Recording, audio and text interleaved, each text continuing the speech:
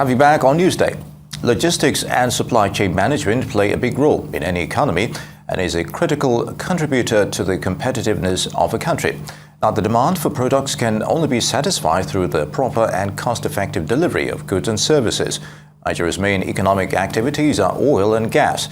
In agriculture and logistics, costs impact heavily on these key industries. Now, in addition, most of the freight in the country are transported by road. Furthermore, for Nigeria to grow its market share of various products in the global market, logistics needs to be world-class to ensure the effective delivery of goods. These and other aspects of the logistics environment affect that criteria, cost at the end. We will now proceed to have a quick chat on this with Mubarak Saidu, a serial entrepreneur whose passion for helping SMEs thrive positions him as the founding member of various impact-driven startups as he plays a pivotal role in transforming ideas into opportunities. It's good to have you with us, Mubarak. Now, SMEs in developed economies drive the process of development. It has a domino effect if carefully harnessed. How's Nigeria faring currently, and how's logistic business fit in? Nigeria is faring very well, thanks to the striving part of the new generation. But the major challenge has been government. Government is trying their best, but I think government is far away from realities to connect to we, the SMEs. We do everything ourselves. We give ourselves lights, we give ourselves water. We have to produce everything, and you still collect tax from us. So that's a major issue. And for logistics is fixing a lot of major challenges, because it's normal for me starting a logistics. I'm an accidental logistic entrepreneur. I never planned the business. I just woke up one day on my birthday. That's interesting. And I just decided to start without thinking. So over the time, I've seen businesses start their businesses. I have a customer called Shop with Ikafor. She started her business with four deliveries, and over now, she gives me in Lagos about 100 to 200 deliveries every day.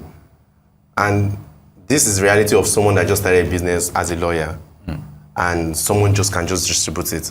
So my job is just to facilitate that structure of ensuring that your goods get to any part of the country. And it saves stress and time compared to the traditional method when there was no internet, a lot of stress before you move goods from one place to another. Now you just have to go on your phone, PM, go to a website, order your item, and wait for it to get it. So it just bridges the gap and makes the world going faster. Now, you said Nigeria is doing relatively well in terms of the rank, I think, or did I? No, Nigerians. Oh, are doing very Nigerians. well. Okay. Especially because of the youth, we are striving very hard. Oh, but the government is limiting that. That's glaring. Despite the challenges, we are growing. We are growing. A lot of companies are raising funds. The businesses are growing. We have companies expanding. Yes, but my question is, where does Nigeria rank in terms of the ease of doing business? That's one, and then logistics performance index. Okay, for ease of doing business, I would just say we're just average, maybe compared to, I've been to countries where it's difficult to start businesses just by inquiry. And for ranking of logistics, I'll still put us at average. Because there's something just unique about Nigerians.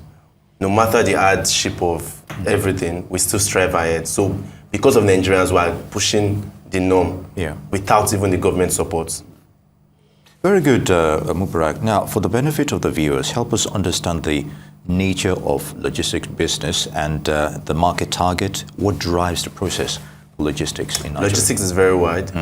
So if it's about the market, it's a very big gap. I'm playing in a very small niche where I target just SMEs who do their business online. Logistics is moving goods from one place to another. So if you talk about something like Dangote or the cement factories, there's a big logistics part of it. It's a very huge market. It's not something that you can just limit to a particular niche. So I don't know where else you want to put that in. I understand that. And help us also understand the nature of how it works.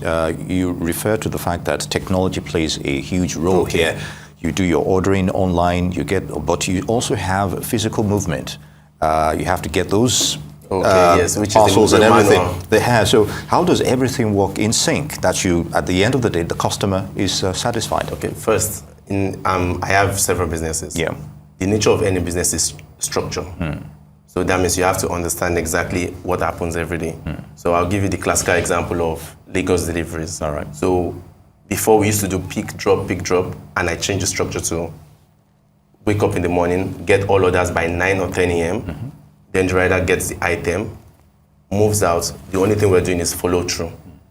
So that's the structure for that. If it comes to interstate delivery, you wake up in the morning, you give us your orders, we pass it on to a partnership where we have with DHL and Aramex, and it goes through. So if I'm looking at something like a Dangote, there's the cement factory, they produce it out, it comes out through the trucks and it goes through. But for truck deliveries, I've tried to venture into it. It's quite a very difficult task because of the bad roads and the kind of challenges they face with police on the road and customs. Okay. For Lagos, we also face challenges through that same operation and strategy with the likes of the local government authorities. I used to be in an association, I'm still in an association of Lagos State's logistic owners, ALSCO, in Lagos. So that's the major challenge. It's just about different operations. Because logistics, I know your question is very straightforward, and I'm not answering it exactly how.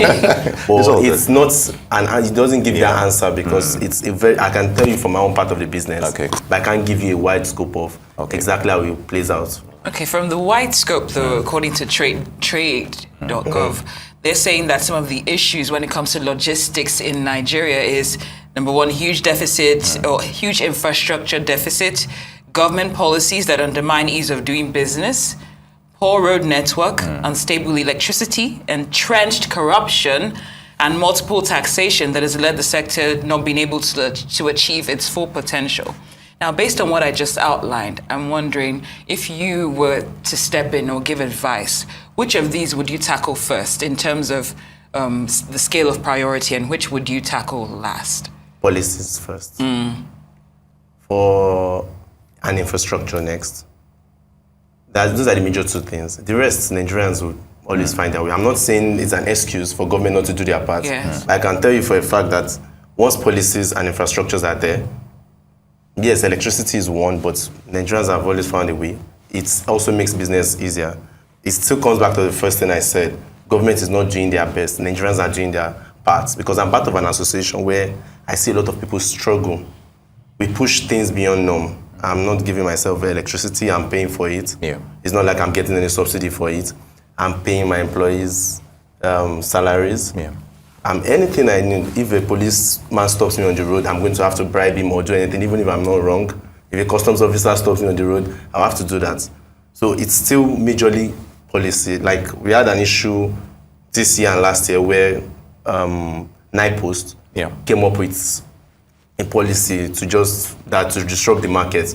And NIPOST is a competitor to us to disrupt the market and start regulating the market where you're part of doing business, just like CBN trying to do business and saying they want to regulate us.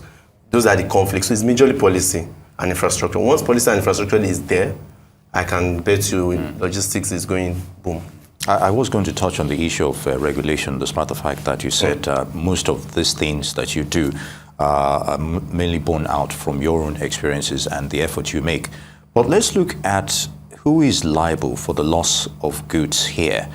In terms of insurance and all that. You did mention the fact that you go into partnership with other courier companies. So in that aspect, with all the challenges we've had outlined, who is liable when a customer doesn't receive his goods? Depending on the policy. Okay. So every company has different policies. All right. For me, the only time I'm liable for, let's say, Lagos order, and you have to have signed an insurance. We have an insurance option. So just like when you're traveling with Iricare now, if you don't pick the insurance, you're not insured on your flights. But if you pick the insurance, you're insured, meaning you can change the flight at any time. The same thing applies to logistics because we've had similar issues. If for any reason I give your item to DHL and you don't pick the insurance option, which we always request for, then nobody's liable. That means you're willing to take the risk. Or you're undervalued, you don't take that. So for you to be protected, you have to insist that the company has insurance and they are willing to accept insurance and pay for the insurance premium. And secondly, you must declare the right value. Okay. That is a good premise to the next one. Even aside to my previous question, another area that was highlighted is when it comes to customs. They're saying there's a huge inefficiency of seaports and customs services at all ports of entry. Customs clearance is slow, manual, and fraught with the discretion of the agents. Seeing that human element and how slow things move, how can this be addressed to help, the logistics sector to thrive, at least this aspect? Right now in December, the last message I got before coming in was a delay from my UK shipment coming to Nigeria. There you go. And I was prepared. I was prepared, and I can bet you that when DMX runs import, export, local, and nationwide. So we covered every part of the logistics chain at our small niche. Every time goods are coming in, maybe the flights, even though the flight lands, I can bet you that within 3-4 days or 2 minimum, item is still having issues there. So it still comes back to infrastructure and policies. If government can create an infrastructure, I see no reason why we, the entrepreneurs, were using technology, and the customs are running away from technology. There's no reason why goods should be lying on the ports. If it comes to sea shipping, for those that buy through sea, it will tell you 2 to 3 months your item is coming. I can bet you that the second month from tracking your item is at Nigerian port, it may take a month to get that out. So that is more on government. It's an issue on government, which we still keep fighting. In Abuja, I'm also part of an association where we have our president SCN, where we keep negotiating with government to push for such policies. Because majorly, as I've said, you gave me 4 or 5 lists, and I can tell you that the major 2 things we need as entrepreneurs in any business is government policy and infrastructure. And infrastructure comes along customs.